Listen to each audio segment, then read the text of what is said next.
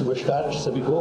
मेरी जो journey start हुई थी वो 1978 से। जब हाई स्कूल में बोर्ड का पेपर दिया था मैं मेरी आ गई थी कंपार्टमेंट।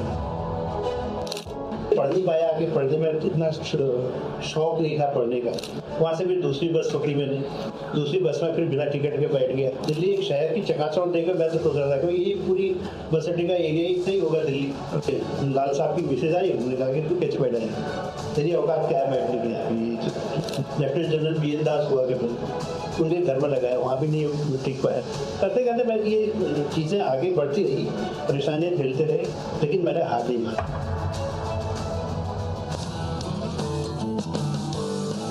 आपकी गूंज जहाँ हर आवाज मायने रखती है। नमस्कार, मैं विशाल शर्मा स्वागत करता हूं आपकी गूंज जहां हर आवाज मायने रखती है। आज हम बात करेंगे हमारे बीच में जीएस रावत, एक ऐसी शख्सियत, एक ऐसा पहचान जिन्होंने अपने जीवन में कई उतार चढ़ाव देखे हैं और आज एक पहचान बने हुए हैं, युवाओं के लिए प्रेरणा स्रोत का काम कर रहे हैं। तो मैं रावत जी आपका स्टूडियो में स्वागत करता हूं और आपसे आपकी जर्नी के बारे में आज बात करेंगे। और क्योंकि युवाओं को संदेश देना बहुत जरूरी है, क्योंकि आपकी कहानी, आप ही की जुबानी आज हम सुनेंगे। और मैं जानना चाहूंगा रावत जी आपसे कि आपने अपनी जर्नी में कई उतार चढ़ाव देखे, क्योंकि आपकी जर्नी एक खुद में किताब है। तो मैं आप ही की जुबानी सुनना चाहूंगा कि कौन से सन में आपने अपनी जर्नी, जो संघर्ष जीवन है आपका जो प्रारंभ हुआ, तो उसके लिए कुछ युवाओं के लिए संदेश भी होगा। आज आपकी कहानी सुनना चाहेंगे सभी दर्शक। जरूर था। देखिए शर्मा जी, नमस्कार सभी को। और मैं सबसे पहले मैं मेरा मेरी जो जर्नी स्टार्ट हुई थी वो 1978 से। 1978 में मैं जब हाई स्कूल में बोर्ड का पेपर दिया था, तो उस टाइम में मेरी आ गई थी कंपार्टमेंट। एज पे फेल हो गया। तो मैं विचार था मेरा शुरू से ही, बचपन से ही था कि मैं कुर्सी में बैठूंगा, कुर्सी में बैठूंगा। हर किसी की सोच होती है कि भी मैं आगे बढ़ूँ, लेकिन पढ़ नहीं पाया, आगे पढ़ने में इतना शौक नहीं था पढ़ने का। तो जैसे-जैसे हमने हमारे पेरेंट्स ने हमें आगे बढ़ाया, पढ़ने के लिए प्रेरित किया था, लेकिन पढ़ नहीं पाई, वो हमारी गलती थी। फिर हमने क्या किया, हमने हाई स्कूल फेल हो गया, तो वहीं से लोग बाग कहते थे दिल्ली दिल्ली ऐसी जगह है, दिल्ली में नौकरी मिल जाती है, सारी चीज़ें, सब कुछ ये सुनने में आता था। फिर हमने वहीं से शुरुआत की, दिल्ली भाग गया घर से। भागने के बाद में फिर मैं बागेश्वर आया। बागेश्वर में घर से जब बागेश्वर आया, तो बागेश्वर में क्या था, वो अ, पैसे थे नहीं जेब में। तो अब बस में चढ़ गया, बस वाले कंडक्टर ने, उस समय एक केमू की बस चलती थी, आगे मुँह वाले, बड़े मुँह वाले। तो केमू में बस कंडक्टर ने बाहर उतार दिया। वहाँ से फिर पैदल चला गया कई मीलों दूर। वहाँ से फिर दूसरी बस पकड़ी मैंने। दूसरी बस में फिर बिना टिकट के बैठ गया। बिना टिकट के फिर उसके बाद में बस वापस बागेश्वर आया। बागेश्वर से फिर सीधे दिल्ली की तरफ प्रस्थान कर दिया। दिल्ली की तरफ चल दिया वहाँ से। जब दिल्ली में गया तो उस समय दिल्ली में एक बस अड्डा हुआ करता था, अजमेरी गेट। अजमेरी गेट बस अड्डा हुआ करता था। आज तो आनंद आनंद विहार थे उस समय, अजमेरी गेट का था।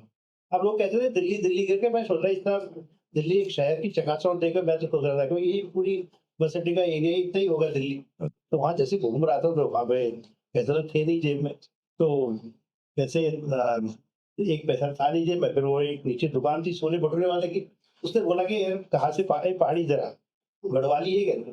उस समय हमारा उत्तराखंड बना नहीं था और कुमाऊँ का नाम कम जाते थे, गढ़वाल का नाम ज़्यादा जाते थे लोग। तो कहते थे भाई गढ़वाली है? मैं कहा नहीं, कुमाऊँ नहीं। कहाँ का है? मैंने कहा उड़े में काम करेगा। हाँ, मैंने तब बोला। तो वहाँ पे 20 रुपए में थे।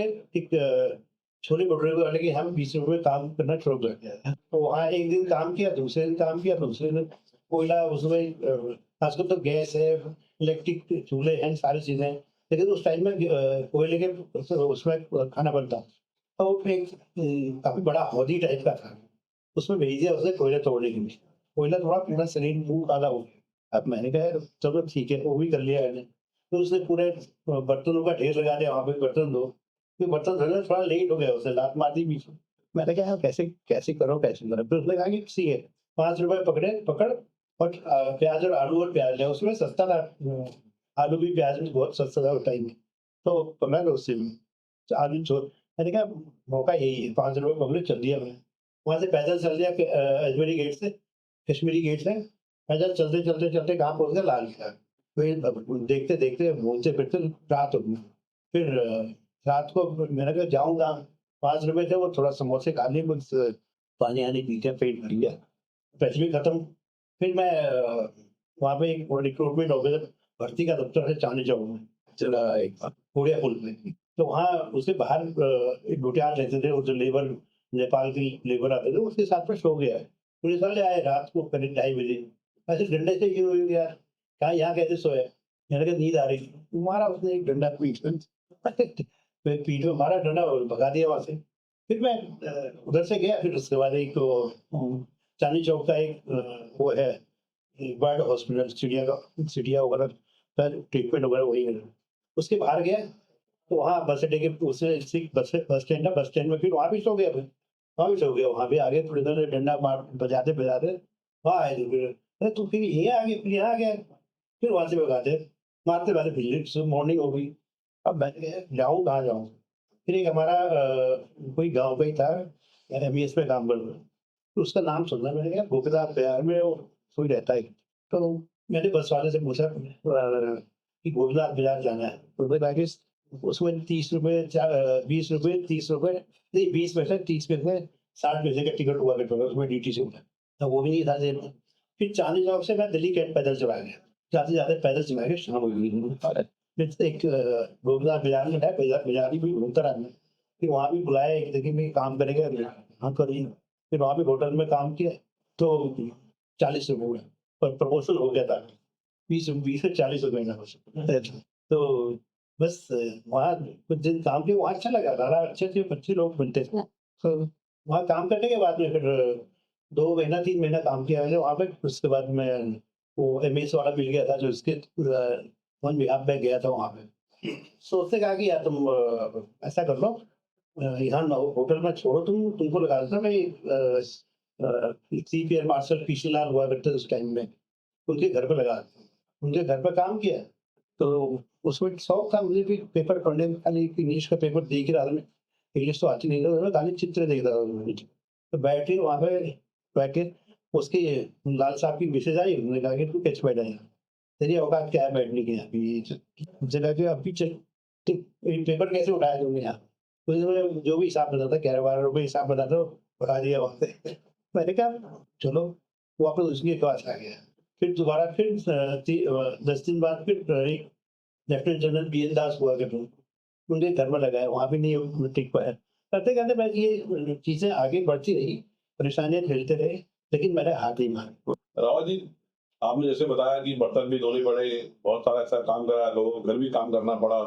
ये बहुत सारी ऐसी जर्नी रही है आपकी दिल्ली के अंदर, और उसके बाद आपने एक दिल्ली में मुकाम भी पाया, और साथ ही जहाँ तक हमें मालूम है वो भी जानना चाहूँगा, आप सांस्कृतिक कल्चर विभाग से भी काफ़ी जुड़े रहे, कई एनजीओ के साथ काम करा आपने, और साथ ही उसके बाद आपका हल्द्वानी कैसे पुनः जो पलायन दोबारा कहेंगे पहाड़ की तरफ से आपका आना हुआ, क्योंकि यहाँ से दिल्ली जाना और दिल्ली से वापस आना, और आज आप हल्द्वानी में आने के बाद एक जाना माना नाम है। और मैं बताना चाहूँगा जीएस रावत जी के बारे में, आप ट्रिपल ए मैनेजमेंट के नाम से सिक्योरिटी कंपनी चलाते हैं, और कुमाऊं की सबसे बड़ी सिक्योरिटी मैन पावर का काम है।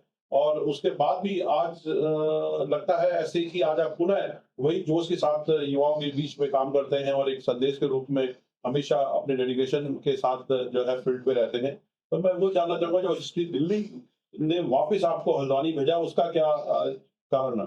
धन्यवाद, आपने सही पूछा, जहाँ चाहे वहाँ रहा है।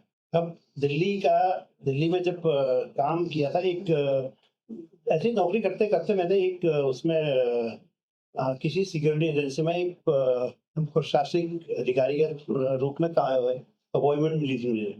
एक सिक्योरिटी एजेंसी थी eagle inter services, eagle inter private limited. तो उसके वहाँ काम करना शुरू किया था। उनके मालिक जो है वो भी सेम जो जिस स्टेज में मैं गया था उसी स्टेज से वो फिर वहाँ पहुँचे हुए थे। 1982 में उन्होंने अपने सिक्योरिटी तो काफ़ी आगे बढ़ चुके थे। तो अब उन्होंने काफ़ी, मेरा काम अच्छा लगा, उन्होंने कहा भाई मेरे जब भी कोई काम रहे तो मेरे से ही बुलाते थे। तो करते करते फिर एक लेकिन उसने अपने अपने क्या कहते हैं ईगल अंडर में मालिक ने बी आर हुई है जी, उन्होंने अपनी कहानी बताई मुझे कि भाई ऐसी सी बात थी, ऐसा था कि भाई कहाँ से कहाँ पहुंचा था, कितनी परेशानी देखी, मैं कैसे अपना सिक्योरिटी एजेंसी का काम कैसे किया था, सारी चीज़ बताई।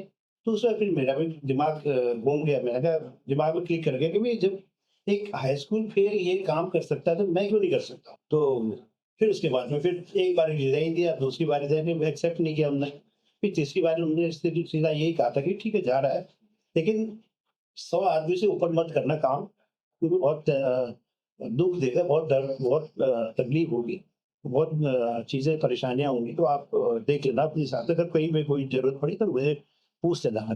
तो एक बहुत अच्छी वो सीख दी उन्होंने मुझे, फिर मैंने सिक्योरिटी एजेंसी शुरू कर दी। अब वहाँ पे क्या था 2000 में, आपको उसमें तो बहुत सस्ता था, 2000 में गांठ लगाया तो ₹200 मेरे लिए बचते थे, वही मेरे लिए बहुत था उस टाइम। 2 बढ़े, फिर 4 हुए, 5 हुए, ऐसे मार्केट बढ़ते रहे, तो काम शुरू कर दिया, फिर ठीक-ठाक रहा। फिर वो एजेंसी में फिर मैंने एक वो थे अपने दुग्गल, दुग्गल सुनील दुग्गल करके, तो वो पार्टनर बन गए उसमें, हमारे प्राइवेट लिमिटेड में आ गए थे। तो ऐसे ही रहा कि उल्टा गेम खेल दिया उन्होंने, फिर उससे भी मैं बाहर हो गया। फिर मैंने दूसरी बनाई थी highlighter detective and security private limited करके।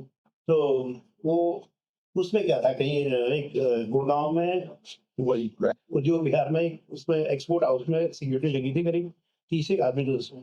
अब यही होता है ना कि भई इंश्योरेंस किया है, सारी चीज़ें उधर, अगर उनके दिमाग में यही है कि भई मुझे हटानी है या मुझे इनको बर्बाद करना है, तो या कुछ भी, तो उन्होंने एक वो सोचा कि भई तुम सारी चीज़ें सुबह के टाइम में अपना स्टोर से शटर खोल के ताला तोड़ दिया वहाँ का, और जब चोरी करता है आदमी तो पूरा थान मतलब कई सामान लेके जाता है। मतलब कुल मिलाकर के हम कहें कि आपको काफ़ी परेशानियों का सामना करना बहुत पड़ा। ज़्यादा परेशान राव जी, एक बात जानना चाहूँगा और मुझे लगता है कि वो मुख्य सभी जानना चाहेंगे, क्योंकि जब आदमी ऊपर से नीचे आता है तो काफ़ी टॉर्चर होता है। समाज से कह लीजिए, फाइनेंशियली कह लीजिए, अपने सर्किल में जो भी रोज़मर्रा के लोग हमारे वास्ते पड़ते हैं, उन सब से। तो मैं कुछ वो जानना चाहूँगा, कुछ ऐसे बिंदु बताइए जो मेन आपको जब टॉर्चर ऐसा हुआ कि यार सुसाइड करने की कई बार नौबत आता है कि आदमी हताश हो जाता है। ऐसा भी आपके साथ हुआ होगा कि यार ज़िंदगी से आदमी ना त्रस्त हो जाता है लड़ते-लड़ते। तो ऐसा कब आपको महसूस हुआ? महसूस जब हुआ था, जब एक highlighter detective and security private limited करके जब सिक्योरिटी एजेंसी शुरू हुई, तो उसमें काम अच्छा अच्छा चल रहा था मेरा। तो उसमें कुछ ऐसे लोग अवॉइड कर दिए हैं जो हरियाणा वगैरह के थे या जो भी थे मतलब।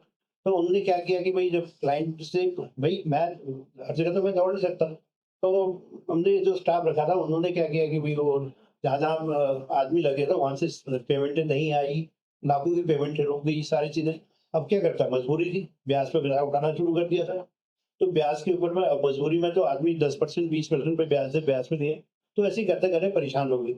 अब वो ब्याज के ऊपर ब्याज देने के लिए भी पैसे नहीं थे उस टाइम मेरे पास। परेशान हो गया, तो कुछ ऐसी चीज़ें हैं जो कह नहीं सकता मैं, चीज़ें आई सामने।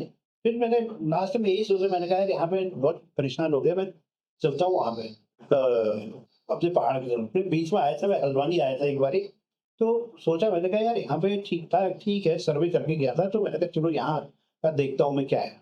तो वहाँ मैंने वो सिक्योरिटी एजेंसी को भी वाइंड अप कर दिया वहीं।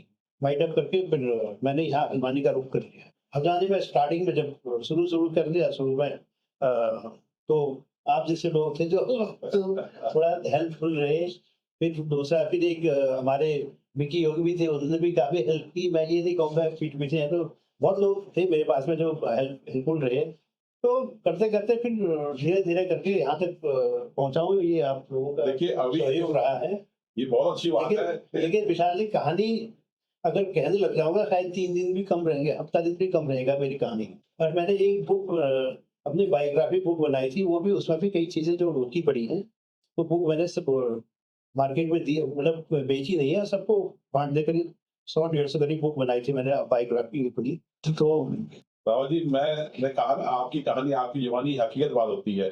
जब इमोशंस के साथ कोई आदमी काम करता है, व्यक्ति काम करता है, तो उसको वो पेन मालूम होता है। मैं इस बात को समझ सकता हूँ। अभी ऑन कैमरा तो वो फील नहीं हम बता सकते, लेकिन मैं आपके जो दुःख है, पेन है, क्योंकि आज अब ठीक है, बहुत आप स्टेबल है, लेकिन कहीं ना कहीं वो चीजें याद आती हैं। जब याद आती है तो पेन आज भी होता है। फिर आज भी लगता है यार, मैंने इन घटनाओं से बहुत कुछ सीखता भी आदमी, ऊपर नीचे होता रहता है जीवन में। अभी आप रावत जी, आप स्टेबल है, तो अभी आज का जो श्रेय देते हैं आप अपनी स्टेबिलिटी को, किसको आप श्रेय देना चाहेंगे अगर देते हैं तो? जो हेल्पफुल रहे शुरू से, बीच में इधर को इंट्रोड्यूस करना, उधर को इंट्रोड्यूस करना, बिजनेस में भले ही कोई ऐसा है नहीं है, मुझे नहीं पता क्या है, अब कैसा किया क्या किया, लेकिन जो अभी आज के डेट में मार्केटिंग टाइप का जिसको कहते हैं, वो मेरे लिए विक्की योगी ने काफ़ी हेल्पफुल किया है। और दूसरा आप लोगों ने भी काफ़ी साथ दिया मुझे मेरा। तो मैं तो यही कहूँगा कि सारी चीज़ें सब कुछ बहुत अच्छी बात है। हाँ, भला वाली बात है, लेकिन बुरा किसी का नहीं किया। जो भी मैं चाहे बायोग्राफी बनाई है, चाहे हम ऑनलाइन अभी आपके सामने एक वो इंटरव्यू दे रहे हैं, जो भी है, ये सिर्फ आने वाली पीढ़ी के लिए आगे मैं वही परेशानी ना हो, अगर कैसे परेशानियाँ कैसे झेली जाती है, कैसे उसको सॉर्ट आउट की जाती है, उसके लिए मैं ये मैं यही जानना चाहूंगा रावत जी, बिल्कुल क्लियर बात है। हम आज आपसे बात कर रहे हैं, उसका उद्देश्य भी यही है कि हर चीज गूगल पे नहीं मिलती है। आपके पास जो चीज है वो सीखने के लिए बहुत कुछ है, और मैं अनुभव से बड़ा कुछ नहीं होता है। तो मैं ये एक युवाओं के लिए खास करके जो हताश हो जाते हैं पढ़ लिखने के बाद, उनको लगता है कि यार नौकरी नहीं है, या कारोबार के लिए बहुत पैसा चाहिए, या उनको लगता है कि यार बिना बैकबोन के कुछ नहीं है, आदमी ना कहने को बहुत कुछ हो जाता है, होपलेस जिसे बोलते हैं हम लोग। तो मैं ये चाहूंगा कि आप युवाओं के लिए, क्योंकि आप भी जीरो से हीरो का सफर आपने जारी करा है, तो युवाओं के लिए बिना पैसे के भी क्या कुछ ऐसी राय दीजिए अपने अनुभव से कि जरूरी नहीं है कि पैसा सब कुछ होता है, और आज एक संदेश के रूप में भी युवाओं को आप जो है प्रेरणा स्रोत का काम कर रहे हैं। तो मैं वो देखिए अगर तो कहना कि अगर किसी का पूरा नहीं किया होता तो आदमी करत पता ही आगे बढ़ भी नहीं पाता है। अभी क्या है, हर किसी को मैं तो यही कहूंगा कि भाई तुम जिस रास्ते में जाते हो, जो चीज आपके दिमाग में सोचा है उस चीज पर रहो। अगर तुम 10 जगह पैर फैलाओगे, 10 जगह 10 जगह ध्यान दोगे, तो कहीं पर भी आदमी सक्सेस नहीं होता। इसलिए एक जगह रखो चीजों को, एक फोकस एक जगह रखो, तो वो आपको काफ़ी वो मिलेगा, सहायता मिलेगी आपको। काफ़ी चीज़ें आपको अच्छी सफलता की ओर लेके जाएँगी। बिल्कुल, तो ये अच्छी बात बताई आपने कि अपने गोल को आदमी निर्धारित करे और उस पे लक्ष्य मान करके काम करे। और दूसरा मैं रावत जी जानना चाहूंगा कि हीरो का तो आपने बताया कि ऐसे जीरो से हीरो बने। मैं एक बात जरूर जानना चाहूंगा, आपने बहुत कष्ट भी झेले, कई जाने जाने में भी मिस्टेक्स हुई होगी, कहाँ पर चूक हुई, सबसे बड़ी चूक आप किसे मानते हैं? क्योंकि आपने काफी बड़ा, दिल्ली में भी बहुत बड़ा अंपायर था, अचीवमेंट था। क्योंकि हम लोग देखते हैं कई ऐसी स्टोरीज है, ऐसा नहीं है, अमिताभ बच्चन से भी हम लोग सीखते हैं। वो भी एक बार बैंकक्रप्ट हो गए थे और आज ही मेगा स्टार है, जो वर्ल्ड का नाम है। कहाँ पर आपको लगता है ऐसा कि ताकि वो दर्शक भी देखिए जानना जो चाहे? कहाँ पे हुई है वो बिल्कुल सही है, जो वहाँ पे हुई है। अब मेन मेन काम ये था मेरा सिक्योरिटी एजेंसी का, ठीक है। इस बीच में क्या हुआ कि कुछ ऐसे लोग मिल गए जो कल्चरल की तरफ ले गए। कभी एक गुरु, एक सांस्कृतिक समिति करके वो बनाई थी, कल्चरल गुरु बनाया था हमने। तो वहाँ पे क्या है, अच्छे से उत्तराखंड के जाने माने कलाकार, जैसे मेल फीमेल कलाकारों को मैंने खुद आगे बढ़ा दिया स्टेज पे। क्योंकि आपके आज जाने माने वो थे, नरेंद्र सिंह नेगी जी, वो भी कहते थे कि यार हमें भी लो इस ग्रुप में। हीरा सिंह राणा थे, वो भी जाने माने थे, वो भी कहते थे। माया उपाध्याय युवा लोक गायिका है, उसको भी हमने आगे बहुत कुछ बढ़ाया है स्टेज पे। तो काफी लोगों को बढ़ाया, लेकिन मैंने अपना नुकसान नहीं देखा पीछे को, कि भाई मैं ये लाइन पे जा रहा हूँ तो पीछे जो मेरा मेन बिजनेस है उसका क्या होगा। मैंने 2 नावों में पैर रख दिया तो वो तो होना ही था, तो उसका मतलब ध्यान दोनों नहीं का दे पाया। कहना है कि कंसंट्रेट एक चीज में कंसंट्रेट करो, हाँ। और आप उसी चीज में रहोगे तो वो चीजें आपको फायदा भी देगा, वो एक्सपीरियंस भी होगा, और आगे आगे को भी आप कई चीजें आगे उस पर ले जाओगे। उसके बाद आप जब आप सक्सेस हो जाते, सारी चीजें हो जाती है, उसके बाद फिर आप फैला दो टहनी को। पेड़ यही होता है ना, जड़ से पेड़ उगता है ना, पहले से जड़ से ही टहनियां तो नहीं होती हैं, पेड़ उगेगा तब जाके टहनियां फैलाते हैं। एक चीज और जानना चाहिए रावत जी, बिजनेस की जो परिभाषा है आपकी नजर में, क्या आप परिभाषा मानते हैं? परिभाषा बिजनेस की। बिजनेस की, क्योंकि अलग-अलग सबका अपना है। आप किसी हर सक्सेसफुल बिजनेसमैन से पूछोगे तो सबके अपने-अपने विचार हैं, लेकिन आपके भी अपने कुछ विचार होंगे सक्सेस होने के, तो वो युवाओं के लिए भी देखिए, प्रोग्राम करें। नंबर 1 ईमानदारी, नंबर 2 आपको एक पोलाइट, और नंबर 3 आपको एक चीज़ों पे कैसे मैनिपुलेट करना है। अभी देखिए ना, आप यहाँ पे जो पहाड़ के बच्चे हैं, पढ़ के जब पढ़ते हैं, एमएससी करते हैं, बीएससी करते हैं, अच्छे-अच्छे स्कूल से पास आउट होते हैं। यहाँ का और दिल्ली का पढ़ा बच्चा, आप दिल्ली के पढ़े हुए जो दिल्ली का पढ़ा हुआ बच्चा उत्तराखंड में आएगा तो वो अपना इंट्रोडक्शन दूसरे तरीके से देगा। और यहाँ पे जो पहाड़ के पढ़े हुए बच्चे हैं, एजुकेशन लिए, अच्छी एजुकेशन लिए, तो वो क्या करते हैं, वो अपने अपने मतलब वो डाउन हो जाते हैं, अगला वाला जो बैठा हुआ है सामने वो हावी हो जाता है। आप जैसे प्रिंस का बच्चा आएगा, आप जाओगे तो अपना इंट्रोडक्शन दोगे, हेलो हाय, ऐसे ही कहोगे ना। लेकिन यहाँ पे क्या है, हम लोग अपना इंट्रोडक्शन जैसे-जैसे बच्चे यहाँ पे कोई भी किसी से नमस्कार देते सर झुकाएँगे तो वो आगे क्या है, वो हावी हो जाएगा, आप दब जाएँगे। इससे वो आपको चीज़ों को अपने को बिल्कुल स्ट्रेंथ रखना है कि भई कैसे इंट्रोड्यूस कराना है हमें अपने को। बहुत बड़ी बात कही आपने और अच्छी बात है। और मैं अंतिम में आपसे रावत जी, संदेश क्या आप इस हमारे चैनल के माध्यम से, आपकी गूंज के माध्यम से युवाओं को, दर्शकों को क्या संदेश देना चाहेंगे? और आपकी गूंज जो बहुत शीघ्र आ रहा है सभी के बीच में एक नया आयाम रचने जा रहा है, तो क्या आपकी गूंज के लिए और दर्शकों के लिए क्या? आपकी गूंज के लिए मैं आपको शुभकामनाएँ देता हूँ, और बहुत-बहुत धन्यवाद। ये आपकी गूंज बहुत आगे बढ़े, अच्छे लोगों को धन्यवाद।